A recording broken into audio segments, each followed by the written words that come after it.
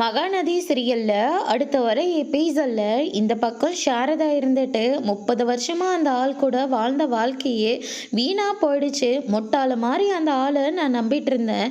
ஆனா இப்ப அந்த ஆளோட எல்லா விஷயமும் தெரிஞ்சு போச்சு. இவ்வளோ முட்டாளா இருந்திருக்கனே, நான் உயிரோட இருந்து என்ன பண்ண போறேன்? உன்னை நல்லபடியா குமரன் தம்பி பார்த்துப்பாரு. காவேரியை பற்றி கவலையே பட தேவையில்ல. விஜய் மாப்பிள்ளையும் நல்லபடியாக பார்த்துப்பாங்க.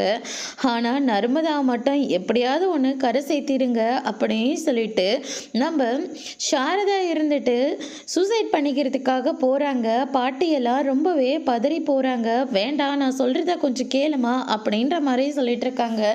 இதுக்கு மேலே அவமானப்பட்டுக்கிட்டு என்னால் உயிர் வாழ முடியாது அப்படின்னு சொல்லிட்டு சாரதா தப்பான ஒரு முடிவு எடுக்கிறாங்க. அதுக்கு அடுத்து தான் நம்ம விஜயும் காவேரியும் வீட்டுக்கு வராங்க.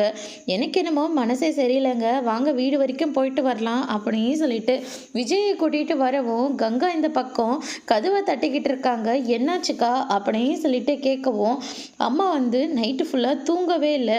அதுக்கப்புறம் நான் இனிமேல் உயிரோடு இருந்து என்ன பண்ண போகிறேன்னு சொல்லிக்கிட்டு உள்ளே போய் கதவை லாக் பண்ணிக்கிச்சு. எனக்கு என்ன பண்ணுறதுனே தெரியல அப்படின்ற மாதிரி கங்கா சொல்லிடுறாங்க.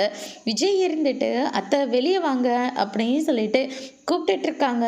நான் வெளியிலலாம் வரல தம்பி, என்னை விட்டுருங்க, நான் போய் சேர்ந்துடுறேன், நீங்கள் நர்மதாவையும் இவங்க எல்லாத்தையும் பார்த்துக்கோங்க அப்படின்ற மாதிரி சொல்லிடுறாங்க.